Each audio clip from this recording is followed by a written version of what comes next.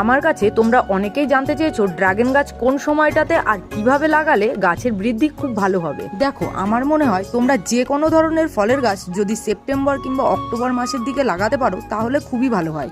তখন গাছের বৃদ্ধিটা খুব তাড়াতাড়ি হয়। আর তাছাড়া যে কোনো গাছের বৃদ্ধি ও ফল আসা নির্ভর করে গাছের পরিচর্যা ও সার মাটির উপর। তুমি যদি গাছ লাগিয়ে গাছের ভালো করে পরিচর্যা না করো তাহলে গাছে ফল আসা তো দূরের কথা, গাছ বড়ই হবে না।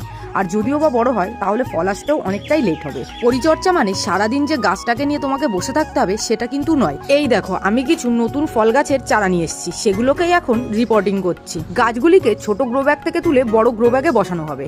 তার জন্য আমি শুধু জৈব সার ব্যবহার করেছি। আর এখন যেহেতু ডিসেম্বর মাস চলছে, এই সময়টাতে মাটি খুবই শুকনো থাকে, তাই ভালো করে জল দিয়ে মাটিটাকে ভিজিয়ে দিয়েছি। এইভাবে পরিচর্যা করার ফল তোমরা আমার ড্রাগন গাছ তো দেখতেই পাচ্ছ। তোমরা যারা জানো না তাদের জন্য বলে দিই, আমার এই ড্রাগন গাছের বয়স মাত্র 2.5 বছর। আর হ্যাঁ, আমি এটা কি ফলের গাছ লাগিয়েছি তোমরা যদি কেউ জেনে থাকো অবশ্যই কমেন্ট করো।